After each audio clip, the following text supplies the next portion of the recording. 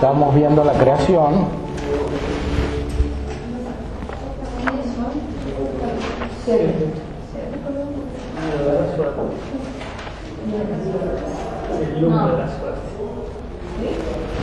En la cuestión 44 decíamos que lo que determina la creación es que sea producida la totalidad. No es suficiente para decir que hay creación, que hay causalidad, porque es cierto que la creación es causalidad, pero no toda causalidad es creación. En toda causalidad se produce el ser, pero no se lo produce de manera total, sino algún aspecto parcial. Por ejemplo, un cambio entre un ente y otro ente, o por ejemplo, un cambio dentro del mismo ente para adquirir una nueva perfección. Pero se puede decir que esa nueva perfección de algún modo ya está en el ente, no es algo extraño al ente. En cambio, cuando Dios crea, produce todo el ente.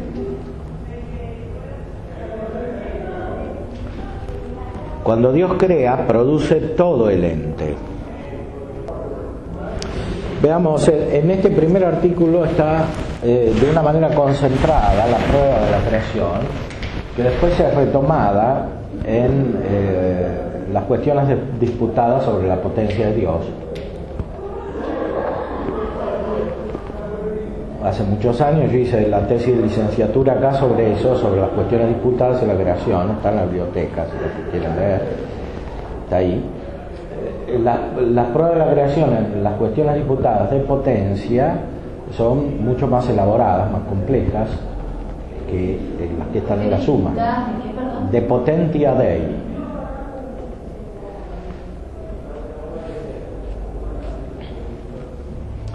Retomemos entonces el texto del artículo.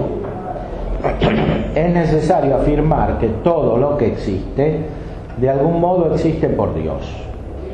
Porque si se encuentra algo por participación en un ser, necesariamente ha de ser causado en él por aquel a quien esto le corresponde esencialmente. Aquí está formulada en una breve síntesis la doctrina acerca de la participación. El título de una famosa obra de Fabro es justamente este: Participación y causalidad. O sea, cómo está relacionada la participación con la causalidad. Es la síntesis de Santo Tomás, que justamente en esto une Platón con Aristóteles. Porque se acuerdan que hemos visto que para Aristóteles el participar no es nada, porque es solo imitación. En cambio, Santo Tomás ve que en la participación está la causalidad.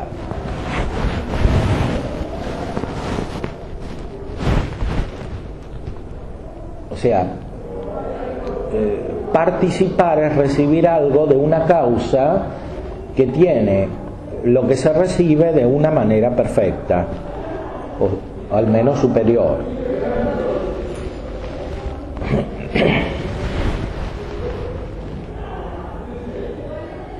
Perdón, y acá esta causalidad también sería creación. Es la creación esta causalidad. Porque, claro. Es que antes habíamos dicho que digamos que de la creación, o sea, produce la totalidad, que no es sí. Causalidad, es más que no sé, por eso estoy preguntando. Pues, lo que dijimos bueno, es más que causalidad en el sentido en que existe entre las criaturas, pero es causalidad, es la causalidad principal, podríamos decir. Lo que hay que decir es que no toda causalidad es creación. Eso es lo que afirmamos antes. Pero la creación sí es causalidad. La causalidad más perfecta, más plena.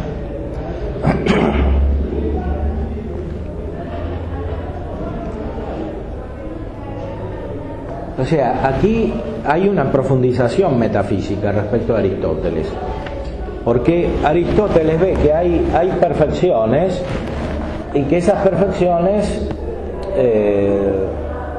se encuentran de una manera superior en Dios. Eso de algún modo lo ve, pero no conecta la participación con la causalidad, aunque sí ve la causalidad, eso sí, porque ve que Dios causa, más aún causa el ente, en esto se abre a la creación, pero no une la participación con la causalidad.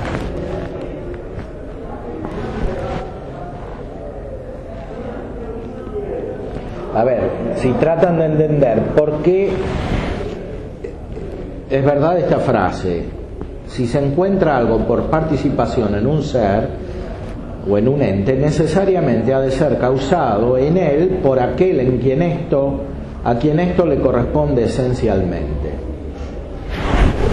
En Platón, en que no venía como la conexión, digamos, la participación no es causalidad, que justamente es lo que Aristóteles por ahí sí ve. Sí, pero no ve la participación. O sea, a Platón ve la participación, pero no ve la causalidad. Y eso le critica Aristóteles a Platón. Pero Aristóteles se fija en la causalidad y deja de lado la participación, por lo menos según la teoría de Platón. Porque dice que el participar no explica el origen de las cosas. En cambio aquí Santo Tomás une la participación con la causalidad.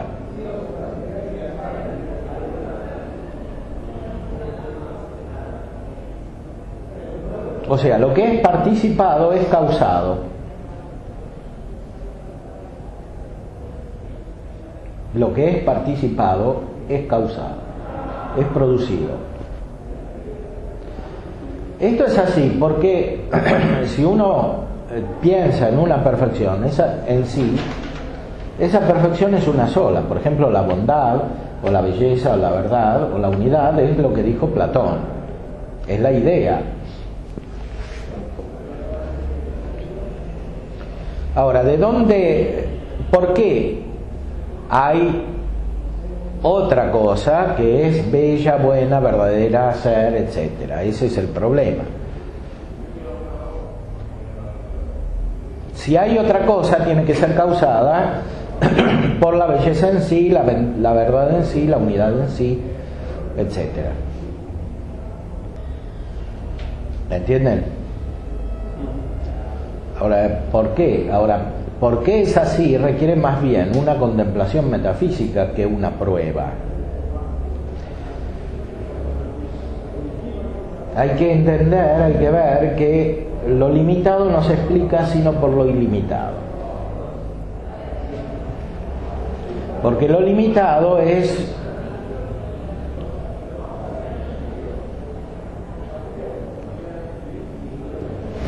una derivación de lo ilimitado.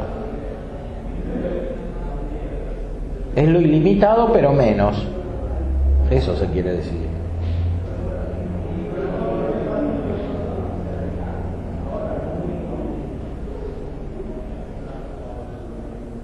Recuerden la cuarta vía de las pruebas de la existencia de Dios, que se conecta con esto, como dijimos. Si hay más o menos en una perfección, tiene que haber la perfección en sí. Para esto no hay prueba cognitiva, sino contemplativa. Y hay que entender, hay que verlo. Esto sí que hay que verlo. O sea, que Dios existe hay que probarlo, pero esto, o que la perfección limitada depende de la perfección en sí, hay que entenderlo.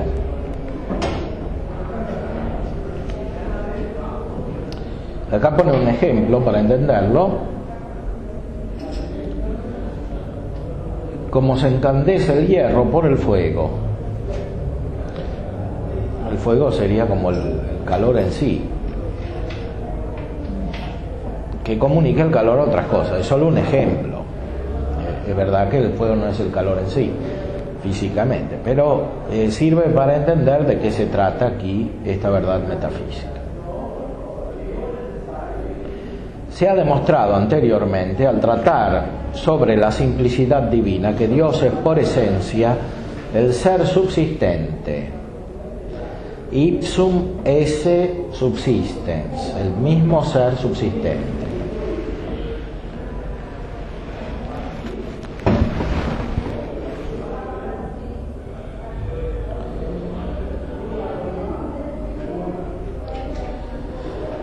Y también se ha demostrado que el ser subsistente no puede ser más que uno. Podemos retornar a la cuestión tercera, donde se habla justamente de la simplicidad divina. Los que siempre hablan así. No, los de afuera que hablan. ¿No coinciden los recreos? No. De hecho, a veces no coincidimos con lo de filosofía de Fernando.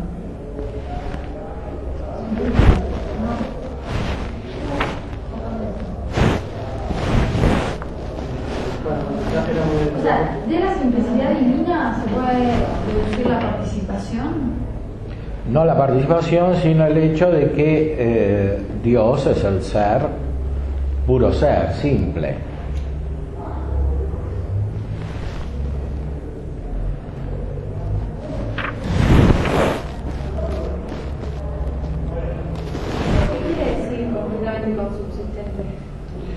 Subsistente quiere decir que es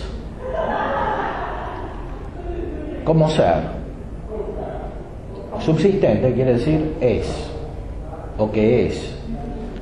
Porque lo propio de la substancia, como vamos a ver después cuando estudiemos la substancia, es ser. O sea, es la substancia lo que es en el sentido pleno.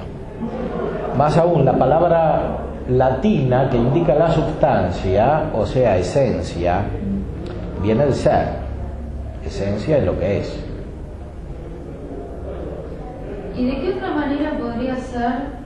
La palabra substancia se usa para indicar que lo que es, a su vez, puede ser sujeto de accidentes. O sea, soportar accidentes. Es una palabra simbólica que indica que el ente es complejo y que hay una parte principal y una secundaria, que son los accidentes. Ahora, la que es la parte principal, la substancia o esencia. Pero si Dios es subsistente, ¿tiene accidentes? Si Dios, bueno, por eso es lo que se quiere decir con esta expresión. Dios es el mismo ser subsistente, quiere decir que no, Dios no es ser al modo de los accidentes, sino al modo de la substancia. Puramente. Es puramente ser, es puramente substancia en este sentido, aunque la palabra substancia, como dice San Agustín, aplicada a Dios es abusiva. En el De Trinitate, San Agustín dice que la expresión substancia no se puede adecuar a lo que es Dios. En realidad ninguna expresión se puede adecuar a lo que es Dios, porque nuestra mente, justamente porque es el ser, en el sentido pleno, o sea, toda la perfección, el ser exacto es la perfección, no lo puede alcanzar. Y de donde se deduce que el ser es puro ser. Sí. ¿Y cómo podría ser si no es así? Ser con cierta no ser. Bueno, eso es lo que dijimos ayer que dicen los idealistas, ¿no? O sea, una mezcla del ser con el no ser constituiría la criatura, pero eso no es la doctrina que se está explicando aquí, No, de la participación. De Dios, digo, no. O sea, de la simplicidad divina. Sí. ¿De qué otra manera podría ser si no es así? No, Si por es eso cierto. no puede ser de otra manera que simple. Si fuera de otra manera no sería Dios. O sea, todo lo que es compuesto no es Dios. Porque todo lo que es compuesto no es perfecto, porque le falta unidad. Y la unidad es perfección.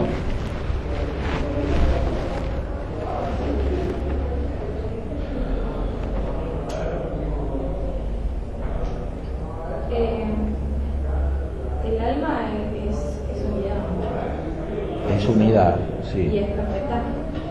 Sí, pero no totalmente. Por eso tiene potencias y además está compuesta con el cuerpo, que es distinto del alma.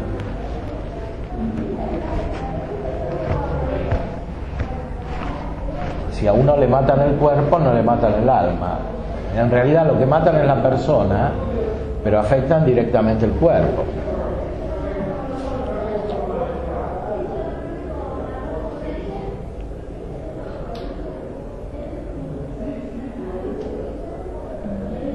Alguien puede tener una enfermedad corporal y seguir entendiendo lo que entiende.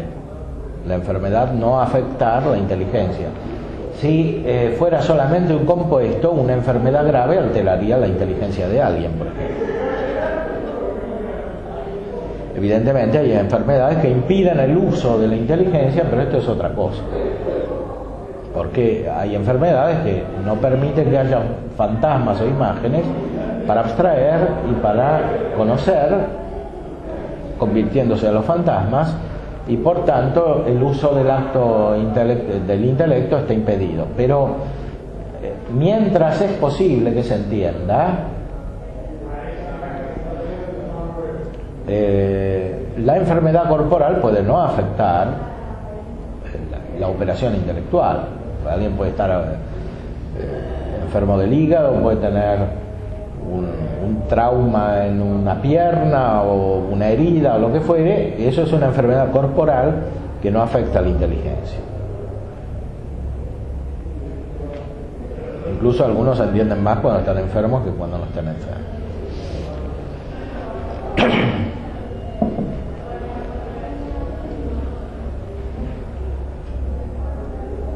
El alma es una, pero no es simple como Dios, y además es principio de una unidad imperfecta que es la persona. La persona es persona porque tiene, la persona humana es persona porque tiene alma, pero es una persona imperfecta porque es una unidad imperfecta.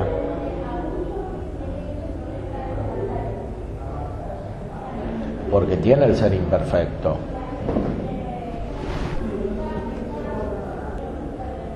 Una pregunta, es imperfecto porque perfecto es solo Dios, pero no puede ser perfecto dentro de lo que es. Sí, dentro de lo que es perfecto, pero eso no corresponde a las cosas materiales. Es justamente lo que dijo Aristóteles con su doctrina de la distinción entre forma y materia. O sea, la forma no se realiza totalmente con la materia, porque la materia es potencia en unión con la forma. La materia hace que la forma no exista del todo en acto. Por eso ninguna cosa material es perfecta. En cambio, sí son perfectas las cosas que son pura esencia o pura forma.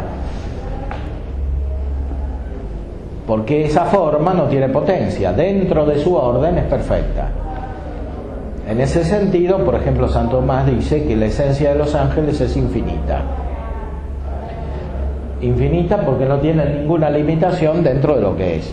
En cambio, la esencia del hombre no es infinita porque dentro de lo que es está limitado. Cada individuo tiene defectos comparados con el otro individuo.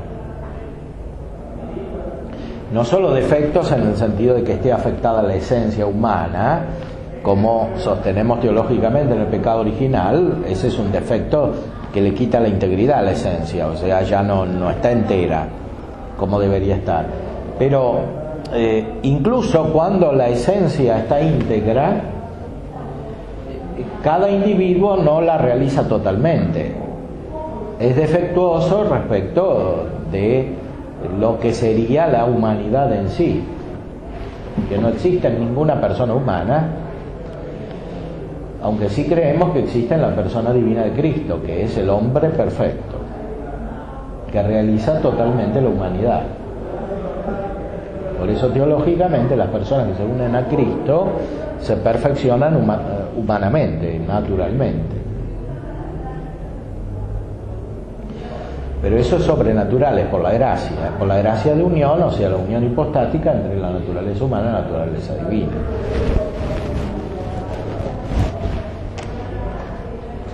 Pero naturalmente, según la naturaleza de las cosas materiales, no hay ninguna que sea perfecta. Eso es lo que quiere decir la doctrina aristotélica de la materia y la forma.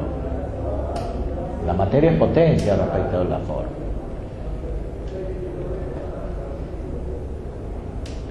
Quiere decir que la forma, porque está unida a la materia, no está realizada totalmente, o sea, no tiene un ser perfecto.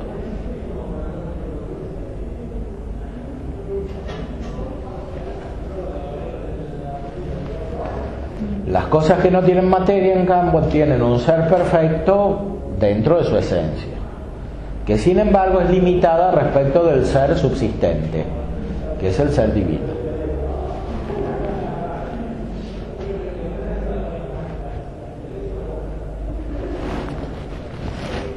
Como que decimos perfecto algo que en el fondo puede ser común, ¿no? Como perfecto algo que no sabemos en el fondo qué es perfecto o si es perfecto, simplemente por no ser material, por eso sería perfecto, digamos.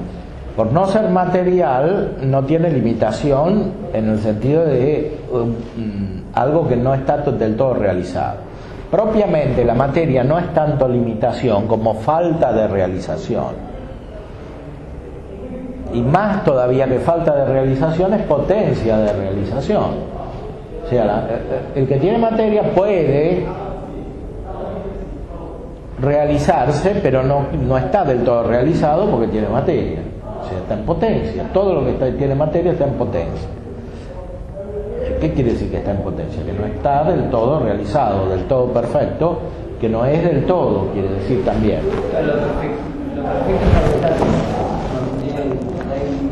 Bueno, eso es otra. Lo perfecto,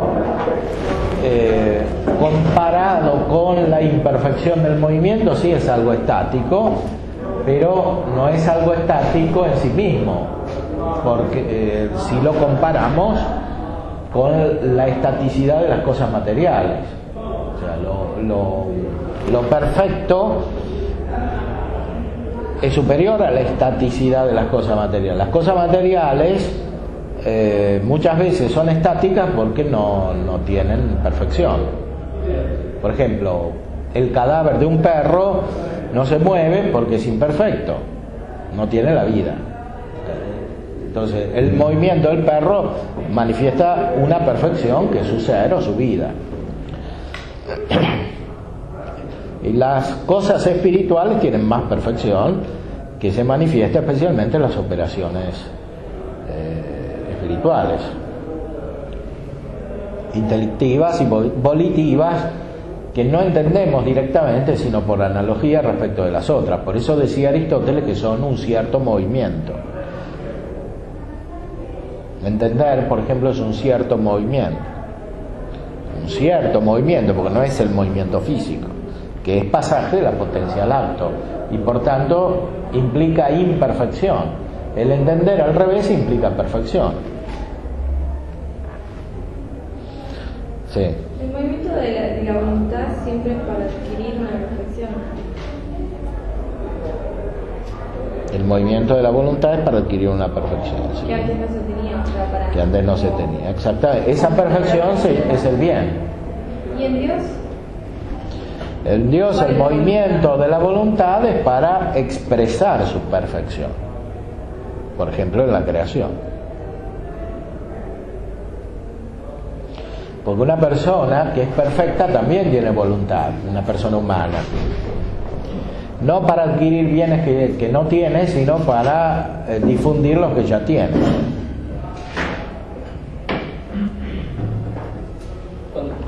Una persona justa, por ejemplo, una persona justa hace el bien. No es solamente que tiene que adquirir el bien, es que ya lo tiene, ya es justa y por tanto tiene una perfección y la realiza también en otros actos externos.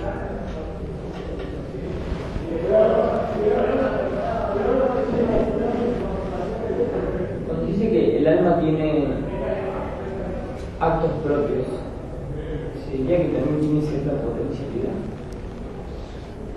El alma sí tiene potencial, las potencias del alma están en potencia, o sea, la voluntad y la inteligencia son potencias porque están en potencia. Pero esa potencia pasa al acto con los actos espirituales.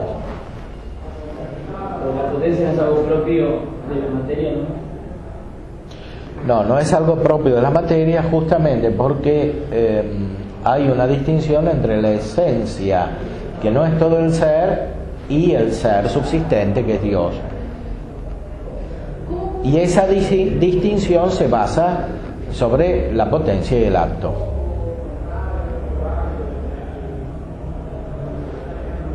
¿Puedes repetir esto que acabas de decir? Si las potencias no son algo propio de la materia.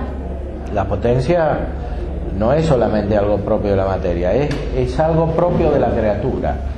Eso es un pasaje que también realiza Santo Tomás respecto a Aristóteles, profundizando especialmente en esta doctrina de la participación, que es la que funda la distinción entre el ser y la esencia, como se ve aquí también en esta cuestión 3.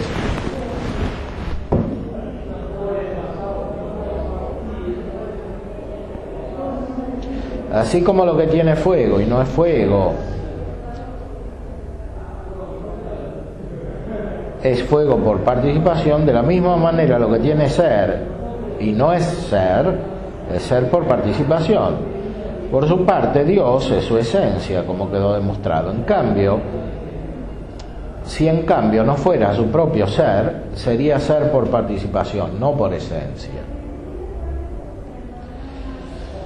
Tampoco sería el primer ser, y sostener eso es absurdo. Por lo tanto, Dios es su propio ser y no solo su esencia. En Él no hay distinción entre ser y esencia. En todas las criaturas hay distinción entre ser y esencia. Y la esencia, en cuanto se distingue del ser, es potencial. Pero no es potencial en todo, porque la esencia es actual en cuanto es ser, o en cuanto tiene ser.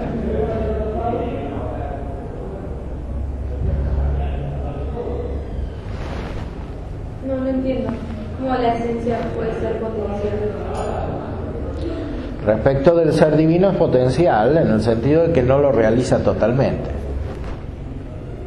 O sea, ninguna esencia creada es todo el ser, con todas las perfecciones que hay en el ser, toda la plenitud. Pero eso es como que la esencia, si es potencial, podría ser. Claro. No sé. Eso que no tiene la esencia al no identificarse con la esencia divina. Sería decir que la esencia puede identificarse, ¿no? Bueno, aquí hay que decir que más exactamente la relación entre el ser y la esencia es como la que hay entre la potencia y el acto. Es una analogía. O si se quiere, es una especie de potencia. Y una especie de acto, porque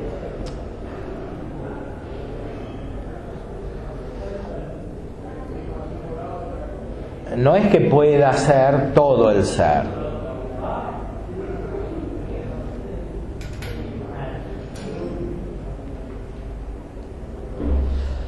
En cambio, la materia podría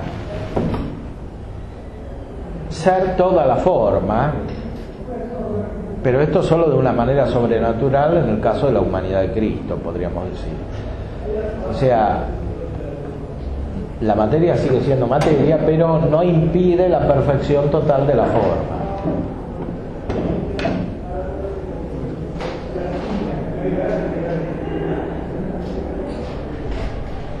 En el orden de la esencia hay algo semejante que se realiza en la gracia. La gracia es la participación del ser divino, pero en cuanto es ente es distinta del ser divino. Entonces, si no creyéramos en lo divino, claro, no hay esencia divina. Y si no creyéramos en Dios, o sea, creyéramos no, si no conociéramos, porque aquí no se trata de la fe, sino el conocimiento racional, metafísico. No, porque la creación... La creación es verdad racional, que se puede probar, que es justamente lo que se está haciendo aquí. Por la participación. Por la participación principalmente, sí. A ver, veamos el resto del artículo. Por lo tanto, es necesario que todas las cosas, menos Dios, no sean su propio ser, sino que participen del ser, y por lo tanto es necesario que todos los entes, que son más o menos perfectos, en razón de esta diversa participación, tengan por causa un primer ser, que es del todo perfecto.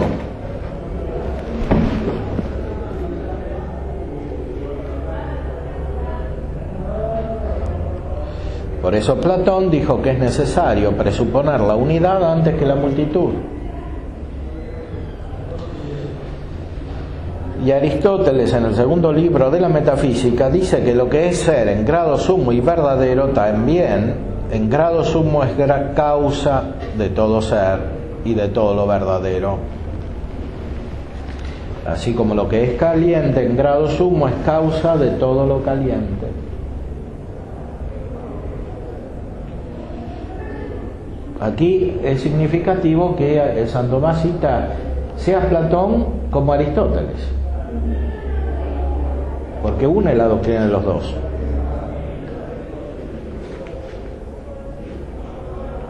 Repetimos.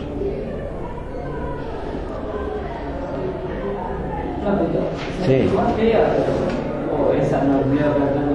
No, lean los neoplatónicos. Parece que algo conoció el Timeo al final, pero no estaban las obras de Platón traducidas al latín todavía.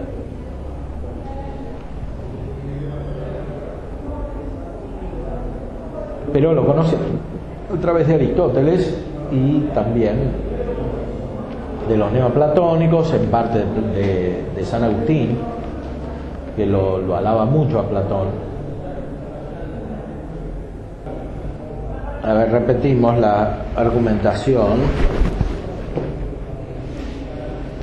Dios es por esencia el ser subsistente, y también se ha demostrado que el ser subsistente no puede ser más que uno, pues si la blancura fuese subsistente no podría haber más que una sola, pues se convierte en múltiple en razón de los sujetos en los cuales es recibida. Por lo tanto, es necesario que todas las cosas, menos Dios, no sean su propio ser.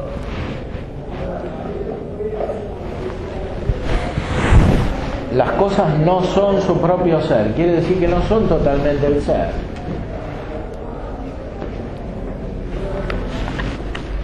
No son totalmente el ser.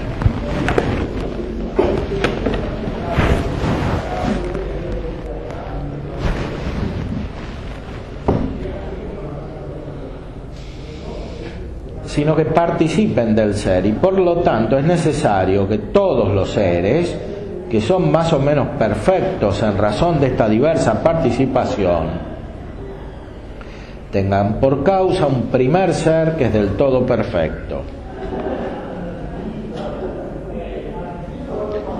Por eso Platón dijo que es necesario presuponer la unidad antes que la multitud. Bueno, aquí tiene razón, es la gran intuición de Platón esta. La unidad está antes que la multitud. Ya pues fue preparado por Parménides imperfectamente esta visión.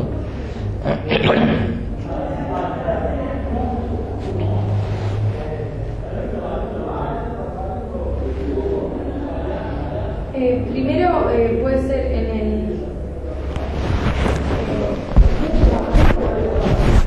tanto en el modo de conocerla ¿Cómo? tipo, esta frase que es necesaria la unidad Antes que lo... Sí. Puede ser como en dos aspectos, ¿no? En el modo de conocerlo o también en el, Exactamente. en el origen. Es en los dos aspectos, sí. En el modo de conocer y en el origen también. En la realidad.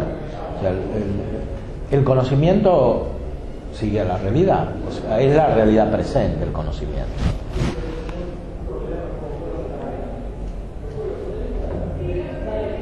Y el conocimiento metafísico es algo de la realidad presente.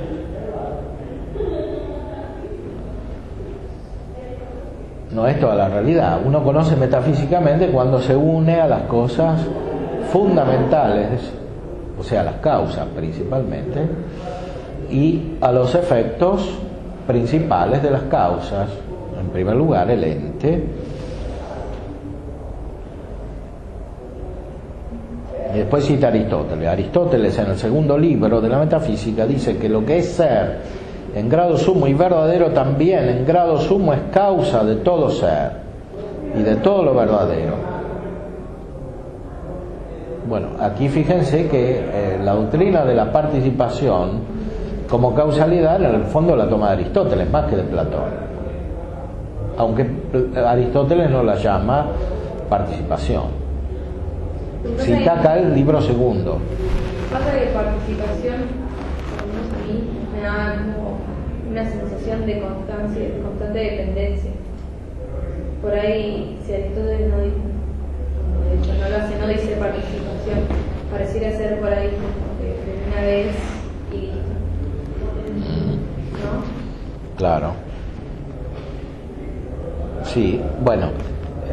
Aquí tenemos que aclarar algo acerca del lenguaje metafísico. El lenguaje metafísico tiene siempre un origen simbólico y se expresa simbólicamente porque la mente humana, incluso a nivel metafísico, para expresarse necesita las imágenes y además el conocimiento metafísico debe partir de un conocimiento físico en el cual hay imágenes que intervienen.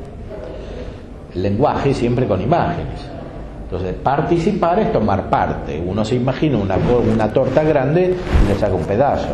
Eso es la participación en el orden simbólico. Por eso no se puede usar una sola palabra. También se usa aquí mismo, está en el título de la cuestión 44, la palabra procesión. Procesión quiere decir como un caminar, ¿no? Ir paso por paso. Proceder quiere decir más estrictamente avanzar. Esta cuestión se llama sobre las criaturas en cuanto procedentes de Dios y sobre la primera causa de todos los seres.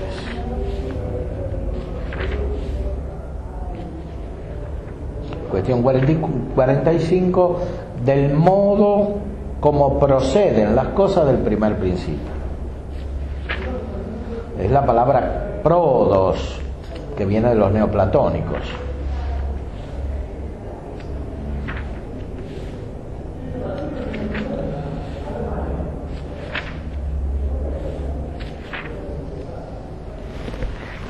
En realidad en latín no dice procesión, dice emanación, de Santo Tomás. De modo emanationis rerum a prima causa.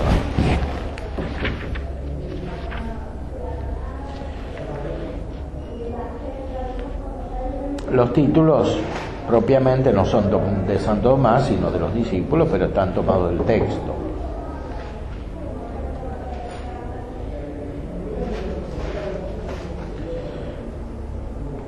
En el texto de la cuestión del primer artículo está la palabra emanación. Pero emanación no es un término que aparece en Platón. No, en Platón no aparece, ¿no? Ni siquiera en Plotino aparece. En Plotino aparece procesión, prodos. Ah, emanación no. En Protio sí. La emanación aparece aquí en Santo Tomás.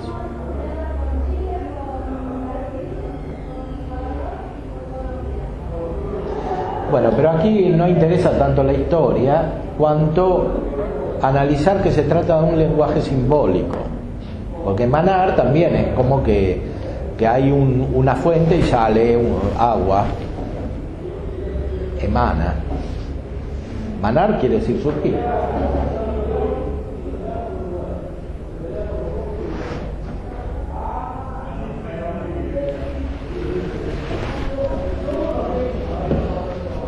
Ahora, hay palabras más abstractas para indicar esta procedencia o esta participación. Palabras abstractas son, por ejemplo, causa o causalidad, como ya dijimos. Porque en la palabra causa el origen simbólico está más lejano. Causa en realidad etimológicamente viene de cosa. Cosa es causa. O más bien al revés. Cosa viene de causa. Pero el significado es muy cercano. Causalitas. Pero después está la palabra creación. Creación también es una palabra abstracta. En su origen todas las palabras son simbólicas, pero con el uso pueden volverse muy abstractas. Pero nunca se separan totalmente del aspecto simbólico y en el lenguaje, porque siempre alguna imagen se suscita con las palabras. Una pregunta, ¿en qué siglo aparecieron las escrituras? Las Sagradas Escrituras. Sí. Bueno, eso antes de Cristo el Antiguo Testamento y después de Cristo inmediatamente el Nuevo Testamento. El Antiguo Testamento no se sabe bien, pero puede ser desde el 9º siglo hasta antes de Cristo hasta el primero, o sea, hasta poco antes de la venida de Cristo, y el Nuevo Testamento en el primer siglo cristiano. Pero eso no tiene nada que ver. No, por el término creación. Creación está... Sí, creación se puede encontrar ya en los escritos del Antiguo Testamento, pero no tanto en hebreo. En hebreo hay una expresión que es bará. Bará, que está en la primera frase de la Génesis, es que Dios creó o hizo. Pues ya la mitología griega aparecía, ¿o no? Pero no, lo que distingue la creación es la expresión de la nada. Porque que Dios hace, eso aparece también en los griegos, en Aristóteles también, como vimos, ¿no? Ahora, el problema es que hace de la nada, o sea, que es un hacer que pone todo, que no es una transformación de lo que ya está.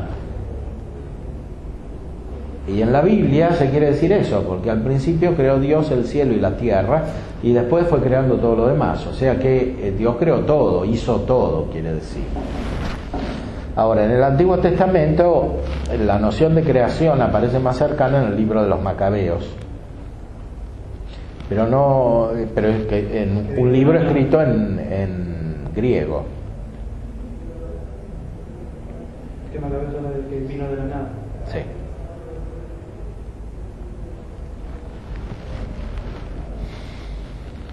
La expresión de la nada no significa que hay una nada desde la cual sale algo, que es lo que dice Hegel, usando la expresión, sino que significa simplemente que no hay nada y que Dios pone todo.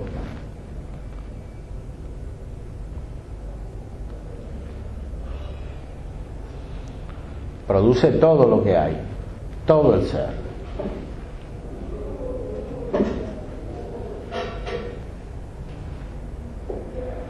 Hegel entiende la nada, ¿te acuerdas? Hegel entiende la nada como algo que hace algo, nada menos que producir el ser. Pero o sea, dice que yo salgo, pero entendiendo que lo que está fuera de esta habitación es lo real, yo salgo por esa puerta y viene de la nada. ¿Usted lo entiende? Yo salgo por esa puerta y... Claro, esto es la nada, yo salgo de la nada y voy al mundo real, o sea, pero no Claro, yo no, todo.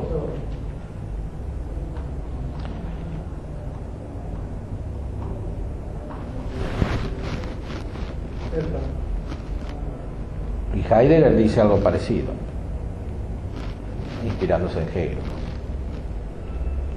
Dice que la nada nadea.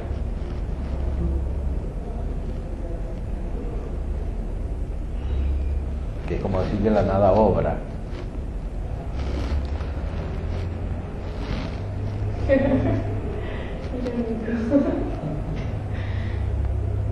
Irónico.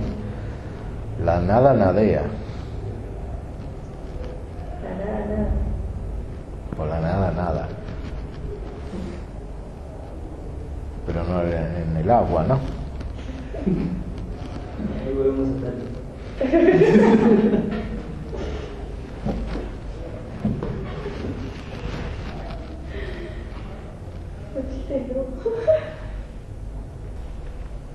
Ahora, propiamente la creación, lo que se llama creación, cuando se lo entienden las criaturas, no es la acción de Dios que crea, sino la relación que tienen las criaturas con Dios por el hecho de recibir el ser. Esto Santo Tomás en el De Potentia lo llama creación pasivamente considerada. Creación pasivamente considerada.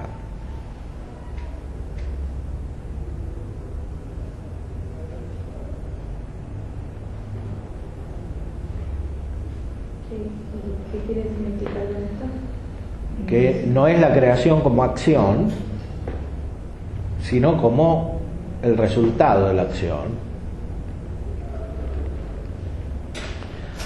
Ahora, el resultado de la acción de crear es la sustancia que siempre está dependiendo del ser divino,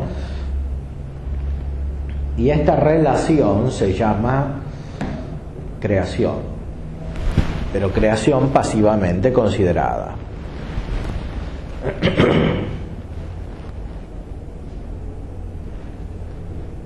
¿Puede repetir eso?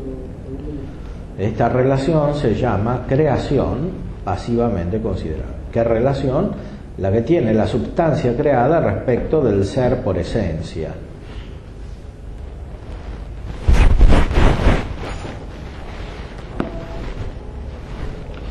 Dice en la respuesta a la primera objeción: aunque la relación con la causa no entre en la definición del ser que es causado, esta relación, sin embargo, es una consecuencia necesaria de lo que es esencial a lo causado, porque de ser por participación se deduce que ha de ser causado por otro. Por lo tanto, dicho ser no puede existir sin ser causado, del mismo modo que tampoco puede existir el hombre sin ser capaz de reír. El reír es un accidente propio del hombre.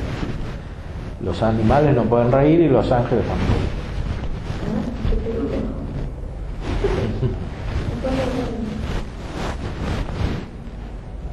¿Y Dios? Y Dios, como Dios, no ríe. Goza, pero no ríe. Es una perfección que no tiene Dios.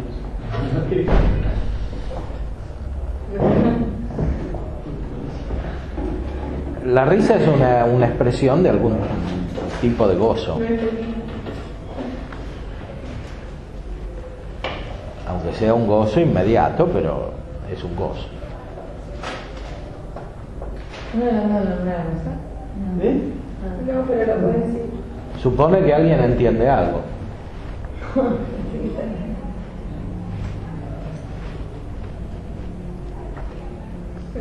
Y la Margo no entiende nada. El nombre de la Rosa y yo discuten si alguna ha escrito rió y si es pecado reír. ¿Sí hoy qué? Si es pecado reír, una cosa así. Como que está mal. Cristo río. Claro. Ah, No había escuchado eso, no Claro. es como muy Claro, porque la brisa da para De forma alargada. entrar lo que te dicen. ¿No? No, pero Si también. vos te reís de algo, capaz también estás riendo de eso que dice. No, pero una cosa es la sonrisa y otra cosa es la risa. ¿Ves cómo te reís? Y estás demostrando lo que acabo de decir. Te estás como explicando todo lo que dije. No, pero otra cosa, me acuerdo Le que. estás poniendo un 10. La risa puede ser muy superficial. Por eso, a veces. Puede indicar más que inteligencia, falta de inteligencia. Claro, como las huecas. ¿Cómo decir? Como la gente hueca. Por eso. Sí. Sí. Con la hueca. A ver, repitamos esta frase. Aunque la relación con la causa no entre en la definición del ser que es causado, esta relación, sin embargo, es una consecuencia necesaria de lo que es esencial a lo causado. Porque de ser por participación se deduce que ha de ser causado por otro. Por lo tanto, dicho ser no puede existir sin ser causado. Del mismo modo que tampoco puede existir el hombre sin ser capaz de reír. ¿Existió tal libro de Aristóteles La risa? Sobre la comedia. Sí, eso sí. No, escribió otra persona. Bergson escribió sobre la risa. Un libro. El libro que. No, pero vos decís por qué. La comedia. ¿Qué me puedo decir por qué? ¿Verdad? Ah, Él escribe En una cosa me disculpo si entonces le escribí un libro de la risa, eso sí. que es el libro que buscan, se supone. No, es cierto. en la comedia. No, no es Ah, en la la comedia. Causa. El ser no puede existir sin es causado como el hombre no puede existir sin la risa. Claro, bueno, a ver, sigamos. Es una consecuencia necesaria de lo que es esencial a lo causado, esta relación. Porque el ser por participación se deduce, de ser por participación se deduce que ha de ser causado por otro. O sea, la participación en lo que participa no puede existir sin la relación a otro que causa.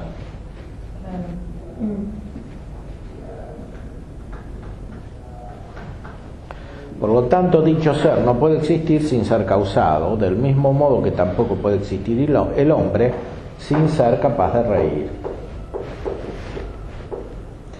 No obstante, porque el ser causado no pertenece en modo alguno a la razón de ser en cuanto tal, por eso mismo encontramos que hay algún ser que no es causado. O sea, no, el ser como ser no incluye ser causado. Es un accidente. Por eso Dios es ser, pero no es causado. Es el ser como substancia, no como accidente. Por eso se dice que es el ipsum esse subsistens, o sea, el mismo ser subsistente. Digamos, en todo ente el ser es un accidente salvo en Dios. ¿Eso?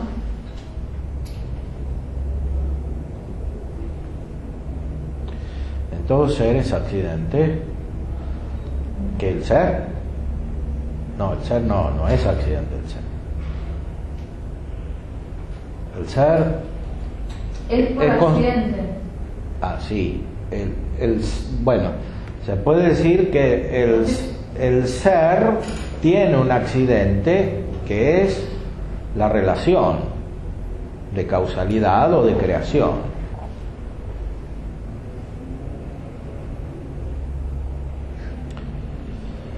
El que decía que el ser es un accidente es Avicena.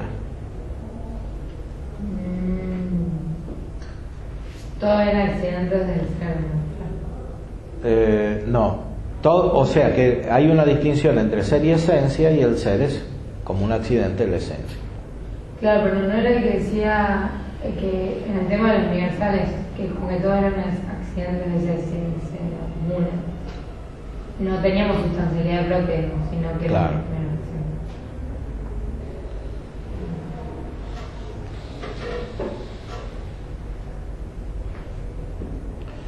Entonces, la creación es una relación de la sustancia creada respecto del creador, o sea, de la sustancia causada respecto de la causa, de la sustancia participada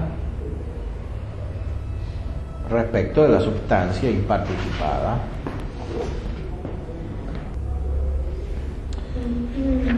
Siempre pareciera como que la creación se entiende desde abajo. Sí, porque nosotros no podemos considerar directamente las cosas desde la causa, porque no la conocemos, sino que justamente conociendo los efectos, después nos elevamos a la causa. No conocemos directamente a Dios, sino directamente las cosas, y cuando conocemos las cosas en su aspecto metafísico, entonces nos elevamos. No me ando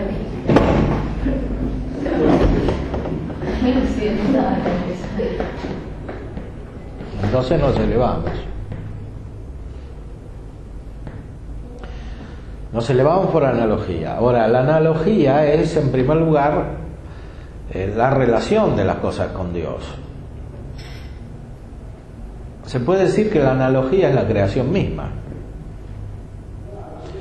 Y después esa analogía está en nuestra mente, cuando captamos la creación. ¿Por qué la analogía? Sí, pero no. La analogía es la relación entre lo inferior y lo superior. Eso quiere decir. Analogía quiere decir lo que se dice hacia arriba, etimológicamente. Analogein, es decir, hacia arriba, ¿no?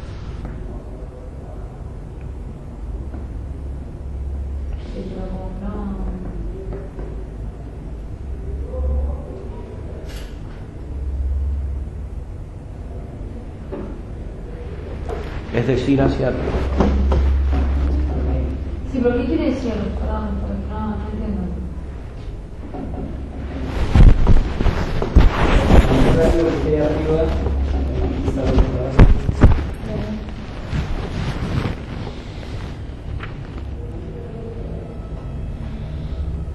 ¿Cómo? La analogía es como para nombrar algo que está arriba, te remitís a algo que está abajo. Sí, no, sobre todo porque no podemos captar directamente lo que está arriba sin partir de lo que está, desde lo que está abajo, que es lo que quiere decir la expresión, justamente, ir hacia arriba desde abajo, porque si uno va hacia arriba es porque está abajo.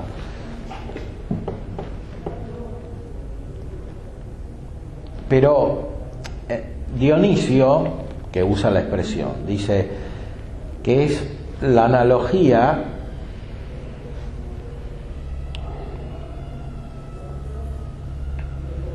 de todas las cosas respecto de la causa. ¿Qué cosa es eso? Es la analogía de todo. La analogía de todas las cosas respecto de la causa, porque en realidad no solo hay producción del ser, sino producción de muchas perfecciones. Por eso se puede decir que hay muchas analogías respecto de la causa.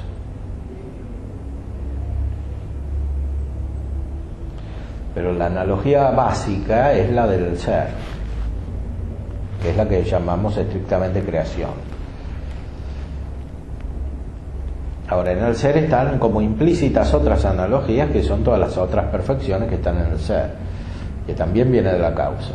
Pero perdón, la analogía, o sea, la relación entre lo inferior y lo superior al ser análogo no es real, puede ser. A ver, si yo... No, es muy real, sí. No, pero es que al hablar de creación sí, pero al hablar de analogía normalmente no. Es que normalmente se usa el aspecto lógico de la analogía, que es solo una expresión de ese que es real.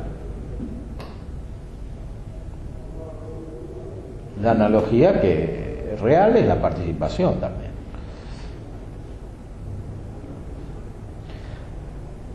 Son como los nombres divinos, ¿no? Sí, son los nombres.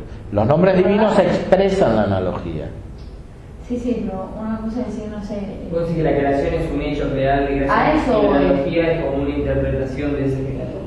O sea, por ejemplo, cuando me dijiste para referirnos a algo superior, tenés que parte de algo inferior. A dar un ejemplo, por ejemplo.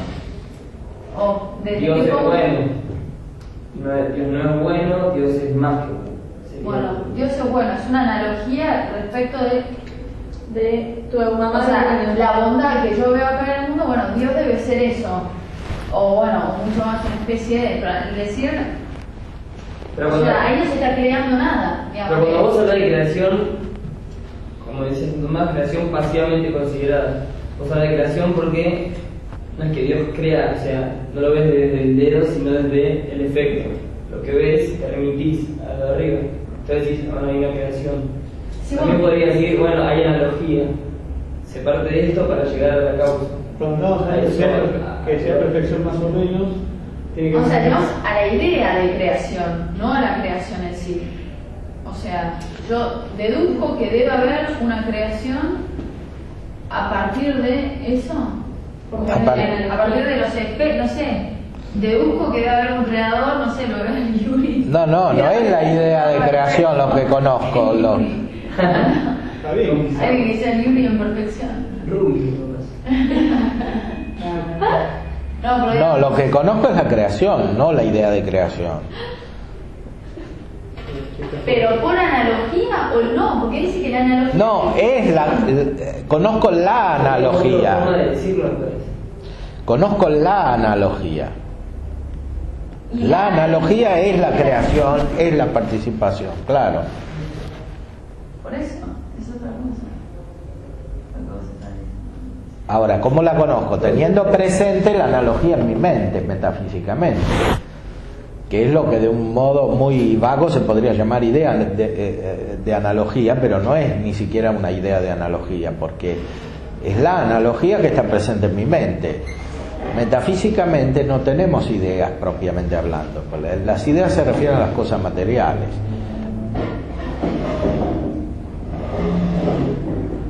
Metafísicamente nuestra mente está unida con esas realidades que conoce, y esas realidades están presentes en la mente.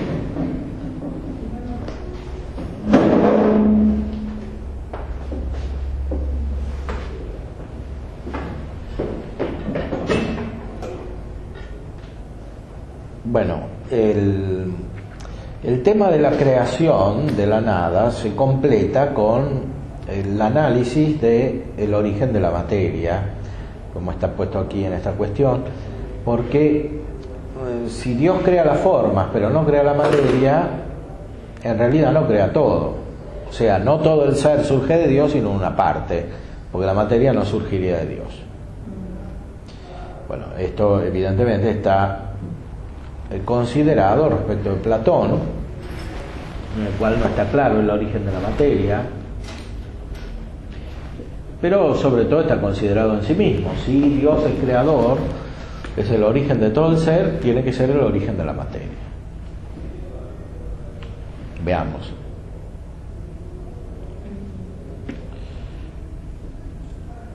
Los antiguos filósofos poco a poco y a tientas fueron entrando en el conocimiento de la verdad.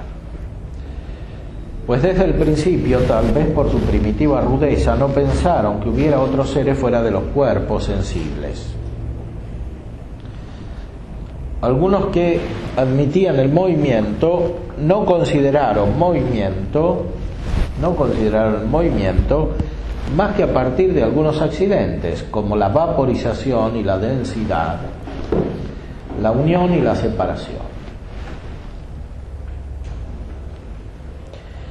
Suponían que la sustancia de los cuerpos no había sido creada e indicaban algunas causas de estos cambios accidentales, como por ejemplo la amistad, la discordia, el entendimiento o cosas parecidas.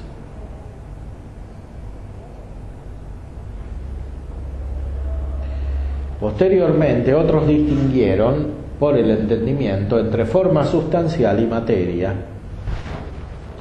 la cual la suponían increada. Y observaron también que en los cuerpos hay cambios según sus formas esenciales. Estos cambios los atribuyeron a causas más universales, como el círculo oblicuo, según Aristóteles, o las ideas, según Platón. Bueno, aquí es interesante que pone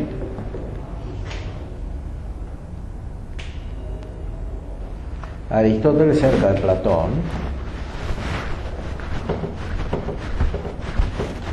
como ya distinguiendo entre materia y forma.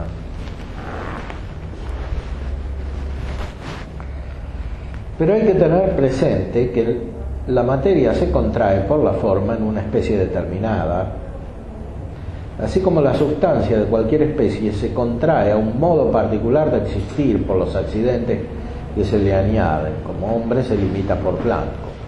¿Qué quiere decir se contrae? Se contrae quiere decir que no es todo el ser o toda la esencia de la cual se trata. Es un modo de ser. Blanco es un modo de ser hombre, no es todo el hombre, porque hay hombres blancos, hombres negros, hombres amarillos, hombres colorados. Bueno, entonces el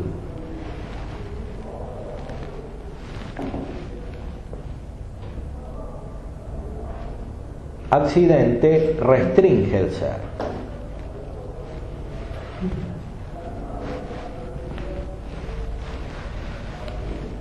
Así pues, habla de Platón y Aristóteles, ambos consideraron el ser bajo un aspecto particular, bien en cuanto es este ser o en cuanto es tal ser.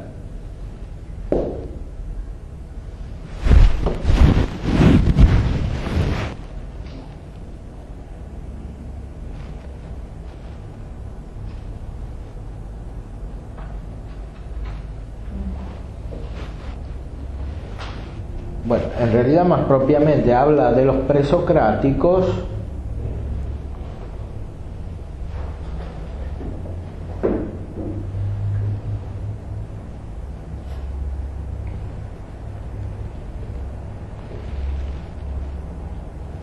que dieron causas particulares a las cosas semejantes a algunas causas que encontraron Platón y Aristóteles. Otros progresaron más hasta considerar el ser en cuanto ser. Y consideraron la causa de las cosas no en cuanto que son estas o aquellas, sino en cuanto que son seres. Así pues, lo que es causa de las cosas en cuanto que son seres es necesario que sea causa de las cosas, no solo en cuanto que son tales cosas por las formas accidentales, ni tampoco en cuanto que son estas cosas por las formas sustanciales, sino también en cuanto todo aquello que pertenece a su ser en el modo que sea. Así es necesario sostener que también la materia prima fue creada por la causa universal de todos los seres.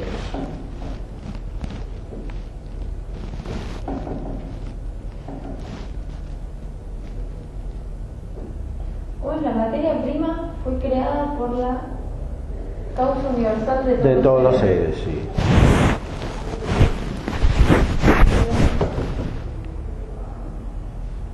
Porque la materia es ser. Consideraron el ser en cuanto ser. Según Santo Tomás, Aristóteles conoció la creación, y en realidad Platón también, para él. En el De Potentia dice que estos filósofos son Platón y Aristóteles, que consideraron el ser en cuanto ser.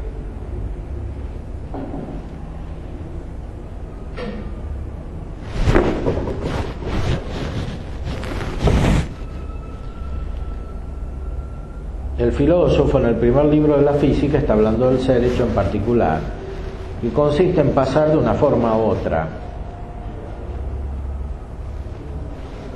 tanto si esta es accidental como si es sustancial.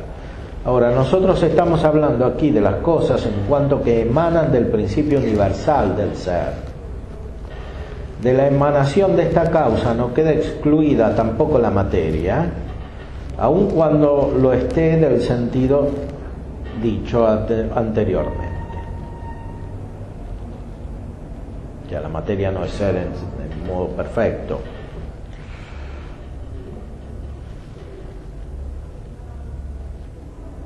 La pasión es efecto de la acción, por lo tanto es razonable que el primer principio pasivo sea efecto del primer principio activo, pues todo lo imperfecto es causado por lo perfecto. Es necesario que el primer principio sea del todo perfecto, como dice Aristóteles en el libro 12 de la Metafísica. Y yo tengo una pregunta. O sea que la materia es como una imagen de Dios, pero una imagen según la potencia. Dios es puro acto universal porque contiene todas las perfecciones del acto. La materia, al revés, es toda imperfecta, universalmente imperfecta, y es principio de imperfección en todos los entes.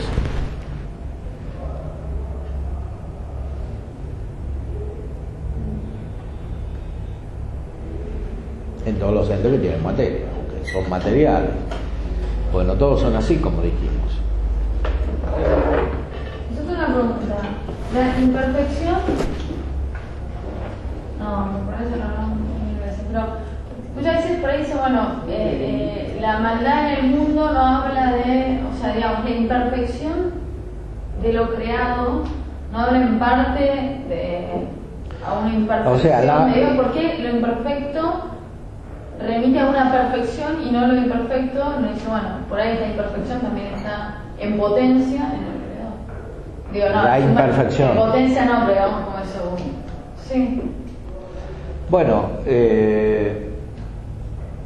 lo imperfecto es imperfecto, no remite a nada. O sea, es en sí mismo imperfecto y justamente porque es imperfecto no remite a nada, porque no tiene potencia activa. Pero lo que pasa es que a veces es como que la imperfección como ausencia de perfección, digamos. Bueno, el mal no es propiamente la ausencia de perfección, sino de bien. Del bien debido. Cuando se habla de mal hay que restringir el término a la voluntad. El mal en el sentido propio es la mala voluntad. Un terremoto no es mal por analogía, porque es parte de la imperfección de la naturaleza que haya terremoto. Y ni siquiera de la imperfección, las cosas se mueven así y van.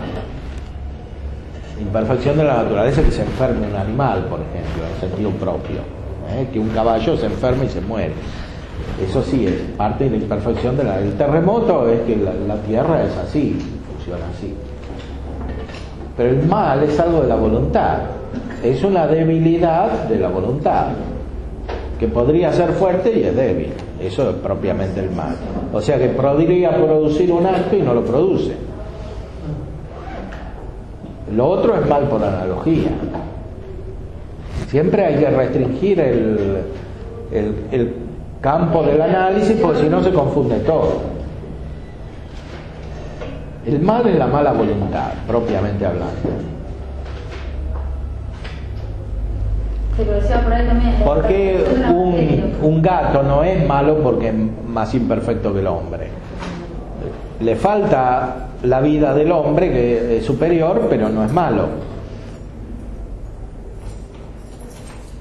En cambio, una voluntad injusta es mala porque no hace el bien que podría hacer y que debería hacer, según la naturaleza humana. O sea, una voluntad mala es la de uno que mata a otro porque no hace el bien, que es respetarlo. Y podría respetarlo, pero no lo hace, entonces lo mata. Eso es propiamente el mal. No hace el bien que podría hacer y debería hacer, al cual está inclinado por naturaleza.